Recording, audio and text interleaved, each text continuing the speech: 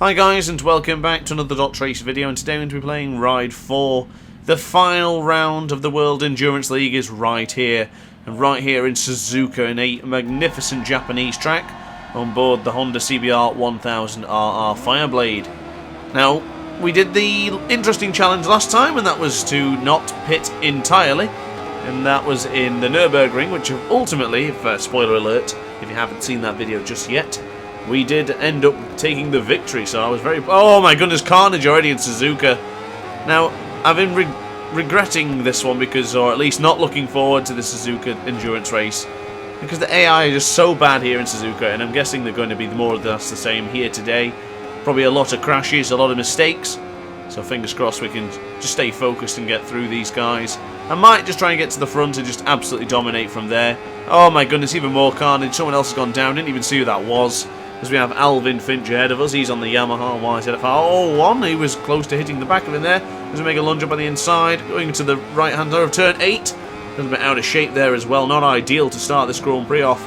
But what I was trying to say is, of course, we did the challenge last time, and I guess I'll do another little challenge here today where I'll push as hard as I can, but I'll also not change the tyres at all. I don't think I have the endurance in myself to do the not pitting at all thing, because that was just absolutely absolutely manic. It was unbelievable. It was just completely tense and just insane to do that, and I don't think I want to do it again anytime soon, because it was just so tense. Certainly got me worked up, that one, worrying that we were going to run out of fuel as the final laps came. So George Adams, Paul O'Connor, DrAce, that's your podium as it stands at the minute. Of course, we do have 38 minutes of this session remaining, so I'm sure things will not stay the same. But a British lockout is always good to see as we go up to the inside of George Adams, and we now take second place. Is he going to fight back here as we go into the Casio Triangle, etc.? Not quite, not good enough. So now brake very, very gently, coming into the Casio Triangle, get ready to flick it left. It looks like well, George Adams cut the corner there, so not sure what he was doing there. Gotta be a little bit careful next time, George. Not ideal. As Paul O'Connor still leads this Grand Prix, about 0.8 of a second, not really much to in it or to talk about, to be honest with you. So we go into the first corner, get it to flick it right, or at least hold it right, and Paul O'Connor's gone down. I thought that was going to happen. Unfortunately, we are denied a race-winning overtake. The race-winning overtake is literally him sliding into the gravel, so that's a shame. And I'm guessing we're not going to see the last of all the crashes and all the... well, at least we might see the last of it. We'll keep seeing it in the left-hand side of the corner of the screen, probably, such as into the graphic in the bottom left. We'll be seeing a lot of riders behind just disappear into the distance. And I've got to say, it's a great shame, because Suzuka's not really interesting to race against AI. It seems the smaller bikes aren't too bad, but anything larger, so your superbike classes, etc., your 1000cc bikes, the AI just always crashes, and it's just not that fun. It's just not that entertaining when everyone just crashes and you can't even do battle. Of course, now as it stands, we do have a 3.6 and going on to 3.7, perhaps even a 4-second lead over Eric Toman. Of course, if you remember Eric Toman, he decided to yeet himself off his bike in Imola, coming into the very, very tight chicane. I still don't know what happened to him that day, but he certainly had a bad accident, but it's good to see him back up in the podium positions. Of course, this is our last endurance race. I will not be doing the World Endurance Leagues anymore because they're all done. The final leagues are finished. This is the last one. The World Superbike League is, of course, over. That ended about 5 weeks ago. We're now down to just this last endurance race here today. And I must say, I've really enjoyed the final leagues. The World Superbike League more than the Endurance Leagues. Now, when the Endurance Leagues started, I really, really enjoyed them. I thought they were fantastic. But after a while, just the AI are just so slow, so bad. It's so difficult to continue to fight into the endurance races because there's just not much for me to do. I know I've got the speed to just disappear into the distance, and I like holding myself back for the World Superbike Leagues, and there is a lot more World Superbike sort of races. For example, I think it's the Pro 1000 Cup, I'm going to say. I do believe in there is full 100% races in the career mode, so of course we will be checking those out. I think I've already done a Phillip Island race before, and I think that's on the channel somewhere. Of course, we will be doing that soon. I'm close to getting the affinity level with the KTM team, actually, so I'll probably do some more videos on the KTM to try and get on board with the official tester duties. I don't think I'll get my affinity level with the Harley Davidson. I'm just not a fan of using those particular bikes. Unless something really, really strikes out to me that I want to use the Harley Davidsons, I don't think I'll be getting a testing role for the Harley Davidson. Not this time. I do believe there is another bike in that list, but I can't remember what it is exactly. Oh! A little bit of a slide there going into the Degner curve. Be careful in that one. Easy to catch yourself out on that one, to be honest with you. It doesn't look like it's that difficult, or you're going to go really that wide, but when it drops in the middle, it sort of goes off camber a bit, and it does really, really unsettle the motorcycle, so be careful into the Degner curve as we go right now. 200R, going to flick it left. Over the rumble strip a little bit, it's absolutely alright. It's not a problem to do that. I noticed in the time trial challenge a while ago that some of the riders were abusing the runoff there, and it does not give you any penalty. So bear that in mind if you're on Suzuka doing this particular track, or this variant, or even, yeah, it don't have to be this variant, not the other one where the F1 style track is. You can sort of abuse that one, and I didn't know about this until later on in the challenges, so bear that in mind, I guess if you want to take a few tenths here and there. So we go into the left-hander, beautiful corner this, difficult to get right. I remember before the update it was practically impossible to make that corner. For some reason the bike would just tip over and it would just crash every time. It was so bad that even the Ghost, you know, the actual autopilot, even that would just crash. Absolute bloody pain in the bottom. Not ideal, let me tell you. So of course we are running the hard front tyre and the medium and the hard rear as well. It's a full hard combination. And I must say I'm a little bit disappointed that I did that. I should have done it on softs.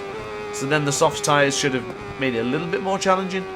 Because of course Suzuka being quite a demanding track, it would have made more sense to make it a little bit more difficult for me. But to be honest with you, I don't even think it would have made it that much difficult. I mean, we're up by 6 seconds already over Eric Toman. It could be even it's way longer. Oh, Eric Toman's just crashed. Eric Toman's now into 3rd place and Paul O'Connor's into 2nd. And we're up by just under 10 seconds. So that is a absolutely whopping amount of lead. There really isn't going to be much for me to commentate in this one. There really isn't. But that's quite alright, you can still sit here listening to my voice and we can chat about everything and nothing. So starting off, I'll say once again since the other day, thank you again to everyone who has subscribed. We did hit the incredible milestone of 1,000 subscribers. I'm still very, very much overwhelmed and absolutely humbled and just honoured to have received 1,000 subscribers. Now, I'm really pleased you guys enjoy my content. It's the numbers and statistics and analytics are extremely positive for these past couple of months. It's just a lot of hours watched and a lot of comments, a lot of likes, and I'm just very grateful that you guys watch my content and enjoy it. So if you are enjoying this video and you haven't subscribed already, or even hit the like button, now would be a great time to do so. I think you'll have a lot of opportunities to do that in today's race, to be honest with you, because there isn't really going to be much sort of action or fighting, but you know, we'll sit here and we'll have a good old chin wag. Of course, tomorrow, or at least right now as it stands, if you're watching this video, MotoGP is back in Qatar again for round 2. So I cannot wait to see what's in store for us this weekend. Hopefully Sunday's race is going to be just as good as the last week's, because last week's was absolutely awesome. I really, really enjoyed it. That was brilliant. Really, really top-notch job. Joan Mir got pinched right at the end. That was heartbreaking for many. Brilliant stuff though. Maverick Vinales was incredible. Absolutely brilliant.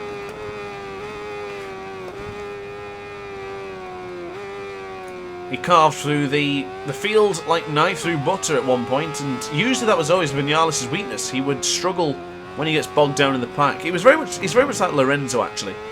Lorenzo used to struggle when he was stuck in the pack, sort of thing. If he got mithered into like 7th or 8th, it would be difficult for him to get through and start battling for the victory. And Maverick is very similar to that, same as Fabio. And he struggles to do that. And I don't think Fabio was really mentioned that much in the Qatar Grand Prix, but he still had a very good finish.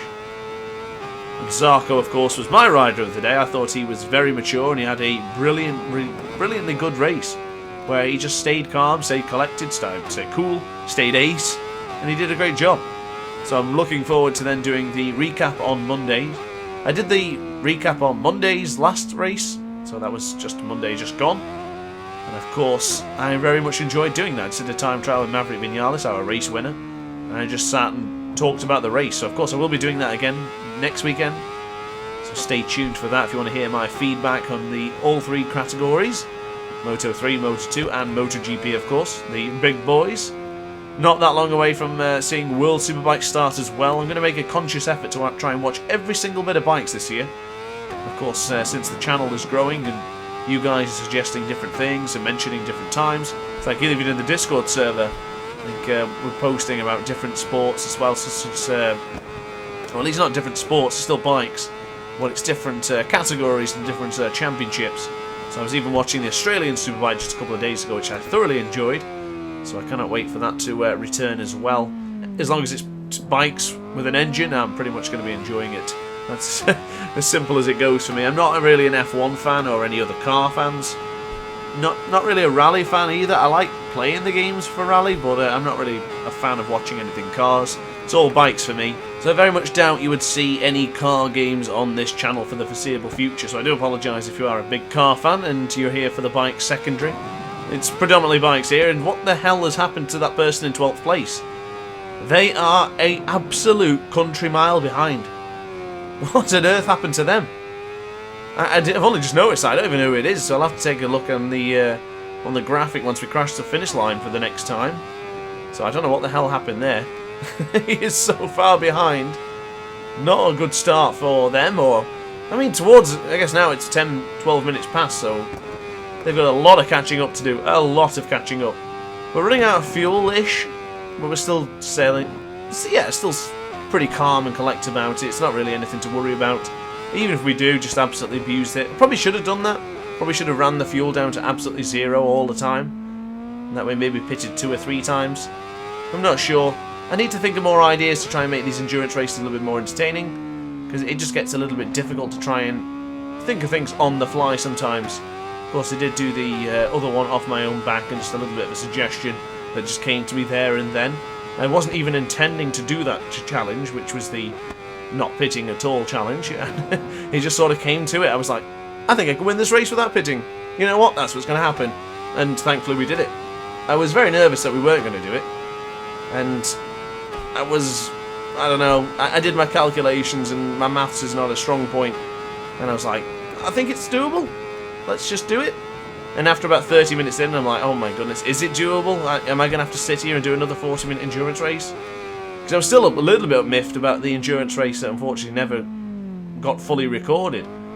That was an incredible race in Brands Hatch, where the rain came in. It's exactly the moment I decided to swap to slick tyres. And when I swapped to the slick tyres, it immediately started raining. And and I just had to go back into the pits once again. So I wasted like a 40-second lead. And I was down by about 15 seconds, I think. It was either down by 12 seconds or 15 seconds, something like that. I had to take about 2 seconds per lap to try and get into the podium positions. And I just absolutely went for it. It was bloody brilliant. It was some of the best overtakings I've done. And unfortunately, the final 5 minutes of that Grand Prix did not record. And that was quite simply just because I ran out of space.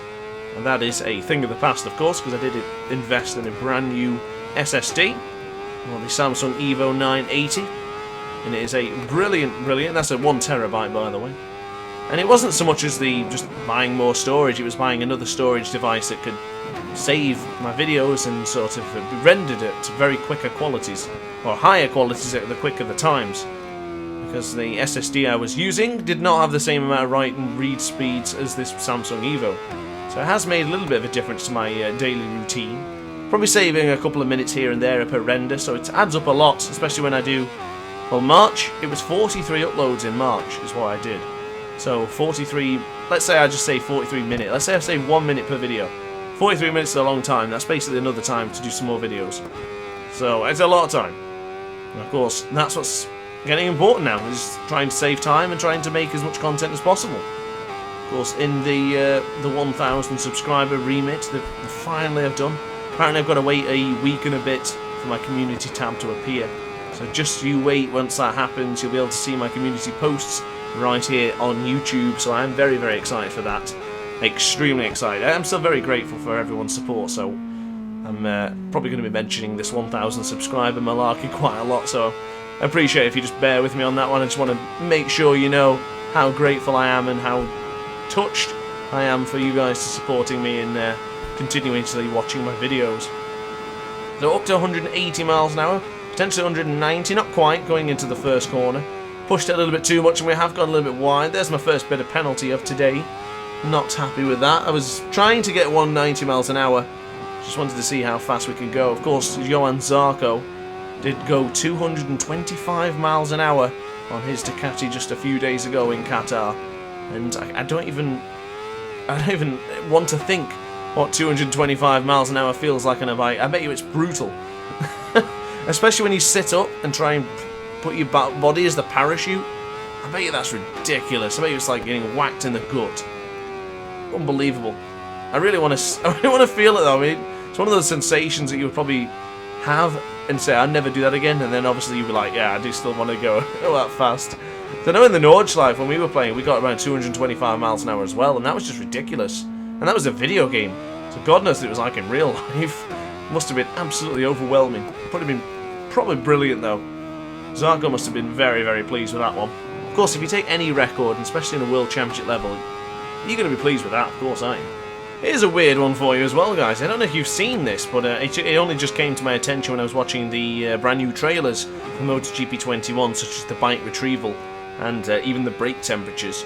They had a Hot Wheels game, and it caught my interest because if it's anything like Micro Machines and stuff like that, or tabletop racing, that would be a lot of fun. Now, I don't know if you guys are interested in stuff like that, and I know obviously it's cars, but it's kind of not cars really, it's more like RC cars and it's Hot Wheels. But I might even do a video on that one at some point, but it caught me off guard though, because Milestone do this every now and again. But we always have the MotoGP games, the Monster Energy Supercross series, the MXGP games, and now Ride 4. We then get a random one every now and again, like we had Sebastian Loeb's Rally, which was actually really good. I enjoyed that game. I got the Platinum Trophy on PS4, and I probably won't ever do it again, but I enjoyed it for the time. It was good. But now we have a Hot Wheels game coming, and you know what? I like the idea of that. It could be a little nice change, bit of pace, something different, something cool. So why not? I think I'll definitely give that one a try. Not sure if you guys are interested in that at all. It's obviously going to be bikes on here, and maybe I'll chuck in one video on that, see if it's any good. But as we... Oh, that wheelie! Oh my goodness, look at the pirouetting in the air there. That wheelie totally threw me off there, did you see? Coming into Snake, I got a little bit of a wheelie going on, and then the bike, excuse the pun, started to snake around a bit, and then we got completely stuck trying to turn right when the bike was just sliding away. That was a very dramatic crash, let me tell you, as Paul O'Connor has decided to jump into the pit. I do believe he is our first pitter in this video. So shout out to Paul O'Connor for being the first person to do something that won't be winning the race, of course. So at least it takes a first in something, right? 22 minutes remaining of this session, and I don't see us losing this lead at any point. Maybe unless we crash again, of course, but we'll still be using the same tyres regardless when we do eventually pit. I probably won't be pitting for another 6-7 minutes. Usually try and pit around 16 minutes. It seems to be about as much as you can push out of the tyres and the fuel. But of course, the tyres don't really matter in this one because we're still going to be using the same tyres. We're just going to keep pushing, giving everything we've got. I've got to say though, I think the Honda CBR 1000RR Fireblade SP EM is a bloody brilliant motorcycle. I really enjoy this bike, I really do. I think it's one of my favourite bikes to use in this game. Of course, my Ride 4 videos begun on a Honda CBR, and of course that was for the braking guide tutorial in Sugo. I'm very much looking forward to doing another braking guide video. Of course, it won't be on Ride 4 this time because I feel like I've already touched upon all the subjects there. But I am definitely going to be doing it for MotoGP 21 when that comes out. I really enjoyed helping as many people as possible and trying to just help people get on board with it and just to learn things quicker. Because unfortunately Milestone don't do a great job when it comes to tutorials. Now I was struggling a little bit with Monster Energy Supercross, and there's not really much guides in there to try and help you out. Like one of them it said just do a whip, and I was trying to do a whip and it kept doing a scrub. So I couldn't really just figure out how to do it. And of course there are a few things like this quite often in Milestone games where they tell you to do something but don't actually tell you how to do it. So I do appreciate going from being a newcomer and a beginner to a game is not the friendliest of things when it's Milestone's approach. Now all the guides they have, it says, oh, another little wheelie as well. The same issue as earlier going into Snake. That little bit of a wheelie was just enough to throw us off camber, and then we crashed. Disappointing. I really didn't want to crash in this one. I really wanted the last one to be sliding there into the Dunlop curve. I really wanted this one to be a very clean and concise race. And unfortunately I've not held up my own right here, right now. But of course, it doesn't really matter, I guess. No, I don't have any excuses, to be honest with you. Just bad riding, I would say. Not ideal, but of course it is what it is. As we hold it left now for the hairpin. Beautiful corner. But as I was saying, MotoGP 21's braking guides, I'm going to probably break it down in a couple of ways. I'll cover the basics, I'll cover advanced points, and then maybe in the future I'll do some pro tips. But of course I'm not pro myself, I'm good at the games.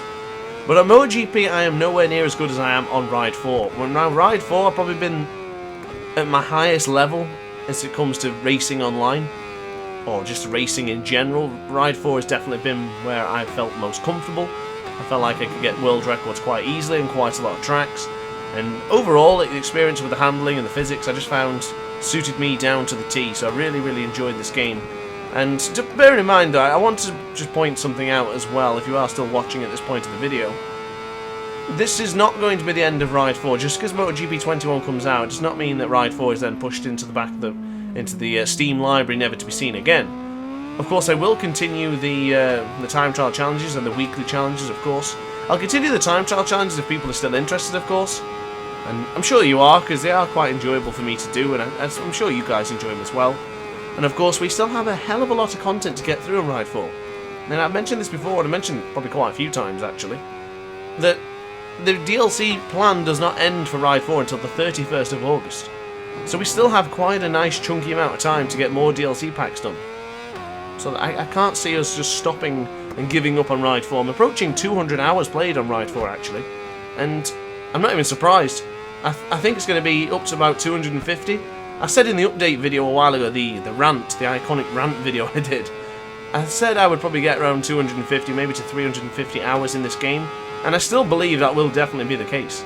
There's a couple of riders ahead of us here. I think they've come out of the pit, or they've just crashed. I didn't expect to be lapping people so soon, but here we go, 18 minutes remaining of this session, and a couple of riders could well and truly be getting pitted here, or lapped should I say, as George Adams entered the pit, hence the reason why I stuttered and changed my word to pitted halfway through that sentence. Shouldn't read and speak at the same time. You do end up messing your words up every now and again, as we chase down the Chineseman underneath the Suzuka sign. Speaking of the DLC packs, next Tuesday, so the 6th, that's a beautiful move up the inside. Oh my goodness, Wade did not let me get through there. Not sure why he was trying to stop me, trying to unlap himself for something stupid. But I was going to mention, next Tuesday, the 6th of April, we'll have a brand new bonus DLC pack, which I'm not sure what it's going to include. It's just going to be one bike and then a couple of events, and it'll be absolutely free. So, our wallets thank you, Milestone. And I can't wait to see what it is. Hopefully it's a good bike, hopefully it's nothing that we haven't seen before. I'm guessing it probably will be, because that's generally how the theme goes nowadays with Milestone. But as we closed in on Chester Anderson, oh, we touched the grass there as well. I think about pitting there, but I'm not going to. We're up by 1 minute and 5 seconds. Absolutely miles and miles and miles and miles ahead of Eric Toman and co. In fact, Eric Toman's in the hairpin. He's gradually going to the corner. He's very slow. You can see in the bottom left-hand corner of the screen on the graphic. A little bit out of shape there as well as we touch the rumble strip. There's Eric, it's not Eric Toman behind. I can't remember who it is behind us now. Totally forgotten. As well, flick it right for Snake. No wheeling this time, of course. Get ready to flick it left again for Snake again. Beautifully done. As we're now low on fuel, we are recommended to make a pit stop now, so we'll probably pit on the next lap, depending on how well we can go. But I must say, the tyres have lasted extremely well here. This is not going to be a problem at all. I expected them to drop off a cliff by now, but that has not materialised. They're looking great, so I'm very pleased to see that's going to be nice and planted for the rest of this race. 46% on the front, so I've been very gentle on the front end here. Pleased with that one. And speaking of the front end, I'm very curious to see how this braking temperature works in MotoGP 21 as we got a little bit wide. Ooh. I feared the worst, and I thought we were going to go into the grass and just slip over there. Thankfully we didn't. But I am curious to see how we get on with MotoGP 21. So, oh, we've got more penalty time. How they get on with the brake temperatures. Because I'm not that bad when it comes to front end. I usually struggle on the rear. I'm having the same issues as Rossi and Morbidelli with the Petronas Yamaha, where they just struggle on rear tyre grip. And I tend to find that whenever I race online, or even on the game, or endurance races, or just in normal competitions, the rear tyre is what gets me every time. Now, usually I guess you could say I always pick a harder front, but I'm quite gentle on the front end, I would say. I don't think I rag the front as much as I do on MotoGP 20, of course. Because when I do the Classic Championship MotoGP 20, it's very difficult to get the bike stopped as we go, oh my goodness, we got right to the back of Valerie Tremblay there. I think it's time to pit. Yep, take it in nice and slowly, boys. I'm going to get another bit of iced tea, and I will see you in a couple of seconds' time after the pit.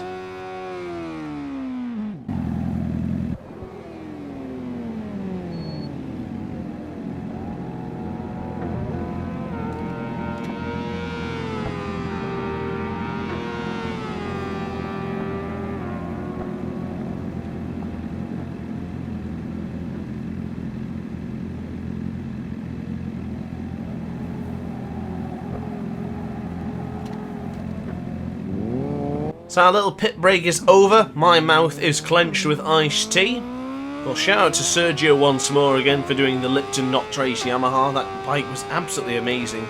And the reason he chose Lipton is because during the live stream in my Monster Energy Supercross 4 live stream, I was enjoying a bit of Monster Energy and some iced tea. Now that's separately, by the way. That's not the same glass.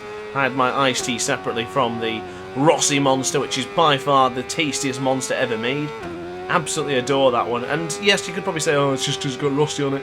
But no, it's not. I actually really do love that sort of citrus taste. It's definitely the most tastiest. It sort of clenches the soul. It just, oh, it's beautiful. I absolutely adore it. I hope I've got some more in the fridge for Sunday's race. You can't watch a MotoGP race without a Monster at this point. There's too many sponsors out there, so it's like you're compelled to do it. They constantly implore you to take a drink out of that beautiful succulent Monster Energy drink, or even Red Bull. Either or I'm absolutely fine with. I even like Relentless. But what I'm not a fan of is like Immersion, the cheaper brands. Yeah, I'm not a fan of those cheapo Red Bull knockoffs. What's the other one? Blue Lightning or something? Lightning Bolt? Immersion, all this? Yeah, not for me. I think I'll stick to the Pucker stuff. More like your Relentless and etc, etc. As we go into the left-hander for Spoon Curve. Beautiful, beautiful, beautiful throttle control is necessary there. Now, I don't always tend to get that corner correctly. I tend to go a little bit wide or either too tight. But good throttle control will help you in that corner. Bear that in mind if you are losing a bit of ground in that particular corner. As I've got to say, I'm getting a bit sad here because 12 minutes remaining and this is it. This is the last endurance race. Now, there is still more endurance races out there, so we will be doing more. But this is the last one of the final leagues. There is an achievement incoming if I get this one done. So, yeah. It does feel like a bit of an end of an era sort of thing, these World Superbike Leagues, because I don't have anything now to consistently upload on the Fridays. So, of course, for the past 10 weeks, maybe 10 weeks, we've done at least World Endurance Leagues or World Superbike Leagues on the Fridays. And now that's gone. This is the last one. So I'm going to have to find something else to replace that. Not quite decided what it is yet. But I will figure it out and I'll let you know. So of course we do have our schedule, which I think I'm happy with. But of course it can be changed. I don't mind changing things around if people want to change things. As Chester Anderson, he's in 12th place, about to be lapped in a moment's time. Because he must have gone down again. I mean, he did go down there, but he's obviously lost a lot of space and time yet again. I'm not sure what's happened to the fellow Brit. As he messes up Degner Curve once again. It is a difficult corner to get right, so I can't blame him too much. But a quick recap of Dr. Ace's schedule for the week. Of course, Monday's videos. Depending if we have a Grand Prix at the weekend, it will always be Muddy Mondays, which will include a Monster Energy Supercross 4 video or MXGP 2020. And of course, later on during that day, if we have had a MotoGP race that weekend, I will then do a MotoGP recap video. That'll be later on in the evening. Tuesday's videos are as follows. It's a double ride 4 videos. It'll be the weekly challenges for Milestone at 4 PM and then 8 PM, so the second video of the same day is my Dr. Ace time trial challenges. And of course I'm still doing those regardless of MotoGP 21 coming out, or I hope to be anyway. It all depends on how interested you guys are, so of course this is where I need you guys to tell me if you're interested or not. And help me out figuring out the content which is best for you guys. We go a little bit wide there. Well, massively wide. We're on the grass, cutting the grass now. It's going to be some very disappointed gardeners seeing me going across there. Wednesday's videos is always another Ride 4 video. It's usually a nice part of the... Oh, Chester Anderson's gone down. Oh my god. Is another part like some sort of career mode, or we'll just do a brand new bikes or DLC pack that comes out? Thursdays is currently as it stands, is the MotoGP 20 Classic Championship, and I am absolutely adoring. Friday now remains a mystery because I don't know I'm going to upload. Of course, it will be another Ride 4 video, but I don't know what I'm going to use, but I'll figure that as we go. Saturday being another MotoGP 20 Classic Championship video for the time being until we only have 2 more races left actually. Trying to get that done before MotoGP 21 arises, and it looks like we will be concluding that one well before MotoGP 21 comes out. And then of course, finally to end up the week on the Sunday is another Ride 4 video. So I like the amount of content I'm doing, and I like the variation of games. Of course, as always, as I've preached many times before, you guys let me know what you want to see, and I will make it happen, providing I can. But, oh, someone else has just gone down there. I didn't even see the name there. Well, someone went down on the exit of Degner Curve. I can understand crashing into the corner, but not so much out of the corner. That's an interesting one, that one, as we have 9 minutes remaining here in Suzuka, in this magnificent Japanese Grand Prix. It's coming to an end, isn't it, the World Endurance League, so I appreciate you still here and still watching at this point of the video. Hope you're enjoying the beverage or sweets or crisps that you have here as your choice of condiment for the race. I never know which one to use for when I'm watching YouTube videos, because predominantly when I watch YouTube videos it's because I'm eating or I'm getting ready for bed. So I hope you guys are enjoying whatever grub you've got. And shout out to anyone who's rocking a Lipton iced tea right now. It's an absolutely monumental drink, absolutely beautiful stuff. It's just delicious. So in MotoGP 21 I have some great plans actually for the career mode, of course. I'll definitely be covering the career mode in full detail. We'll be doing another championship, or another classic championship, let's say. Even the historic challenges that are bound to be in the game. Someone else has gone down. Valerie Tremblay's gone down. I mentioned at the beginning of the race that they just crash all the time in Suzuka. Yes, there is your proof. I'm sure you've seen my videos before in Suzuka. And yes, they always crash, and it does my head in. And I've got to say, the tyres suggestion in this one, the hard options have lasted extremely well. 18% left on the rear and 35% on the front. That's unbelievable. I can't believe we still have that much sort of life. I think Valerie Tremblay just went down again there. That is unbelievable. Eric Toman and Yoko Fujikawa, he's going to take a home podium today. But that is a good result for those two, as it's beginning to lighten up a little bit here. It's 5 AM here in Suzuka, 16 degrees, so not the warmest of temperatures. Probably why the hard option tyre has lasted as long as it has done, because it's quite cool over there right now. Well, 16 degrees in England would be a nice sunny day. Just yesterday actually, while I'm recording this video, it looks quite bright outside. No good to me, the curtains are closed and I'm still inside, just doing content as always. I don't hardly move from this spot, to be honest with you. I love it though, got my nice funky chair with the RGB lights. If you are wondering, the RGB lights didn't work in the live stream the other day, but they are fixed now, so I don't know what happened. I just put it on charge and waited for it to charge, but it still didn't work, so I don't know what happened. And then I just charged it again, then it worked. So yeah, if you were interested in my chair saga, there you go. That's a bit of an update for you. Consider yourself updated. Oh, 6 minutes remaining of this absolutely dominant Grand Prix. We've crashed 2 or 3 times in this one, got off track a couple of times, and we're still just kicking booty, just being the top man in these Grand Prix again, winning every single race in the Superbike class, and even again here in the Endurance Leagues. So my goal is to get all the achievements on Ride 4 as well on Steam. I'm not that far away, but of course every single time they bring out another DLC pack you tend to get 2 or 3 more achievements, which is fantastic. I love getting more achievements. But of course a lot of them are the affinity levels for certain bikes, so I'm going to have to start using specific bikes, such as the Super Veloce, the Moto Guzzi, the Aprilia RSV4, I think, what's the other one? I can't remember. It's another bike that just came out recently. I think it's one of the 80s and 90s packs. Still have a video to do on that one this week, so I expect to see that on Sunday. I'm going to be using... Oh! Massive slide going into Snake there. Absolutely whopping slide. Got to be careful going into there again. I don't fancy losing the rear just again like that. That was scary. We were practically sideways well before the anti-bank curve for turn 7 for Dunlop curve. Hold it left. Careful of the bump in the road there. It can catch you off guard if you're tucking in. It's best not to tuck in those particular corners. Brake into the Degner curve. Go a little bit wide onto the rumble strip. Careful not to go in the green. You do get a penalty. As Paul O'Connor is now into second place. He started fourth place on board the BMW S1000RR. And he is now into second place. So not bad for him. Michaela, we see her quite often. She's on the Ducati Panigale V4R. She's now just taken over in second place, as a matter of fact. She started in 9th place. Now, Suraj Pand is here today, but I don't know where. He usually gets a bit of a shout out every now and again, so I don't know where he is. He's on board the Yamaha YZF-R R1. Said R twice there. Did anyone notice? Probably. There's 4.5 minutes remain of this session. It's coming to an end. End of an era for the World Endurance League.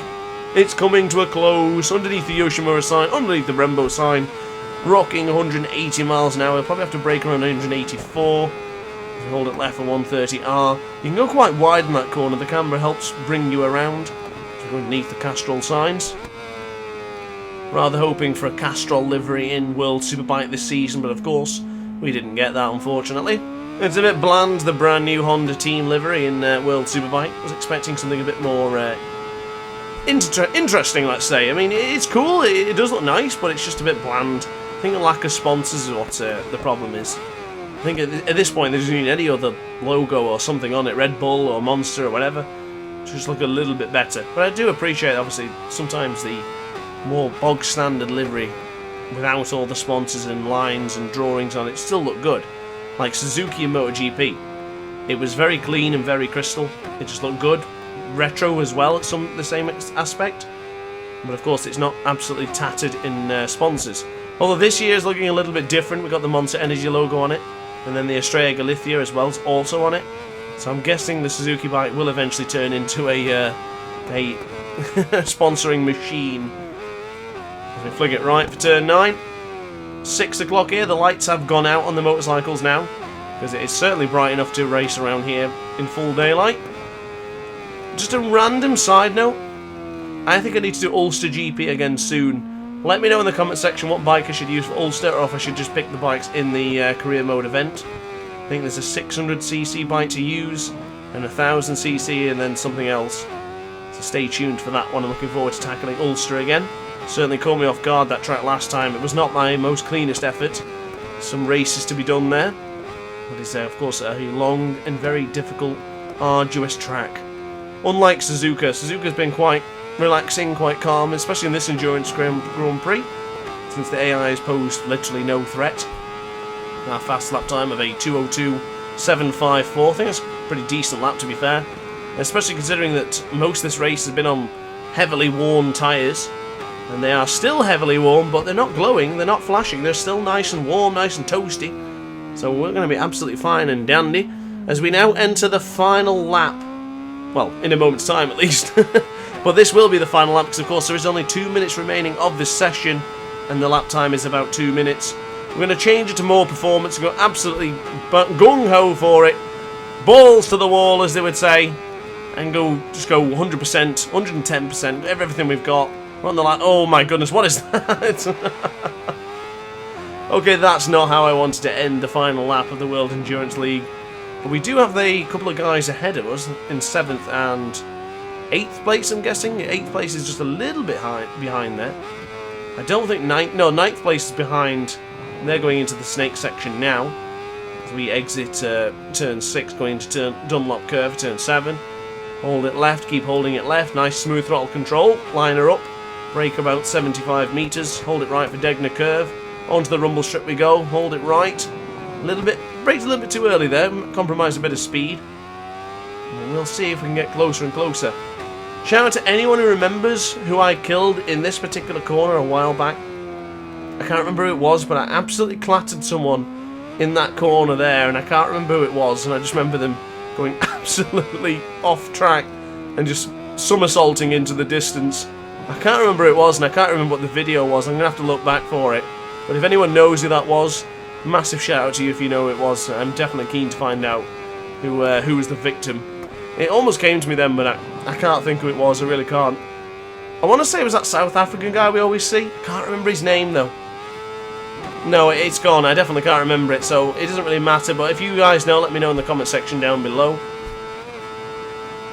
Of course, if you are enjoying this video and you stayed here for the full 40 minutes, then God bless you. I'd be very grateful if you could hit that like and subscribe button as well.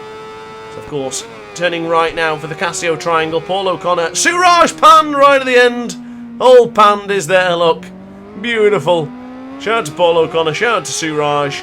And guys, that concludes the World Endurance League. Another victory for DrAce in dominating fashion.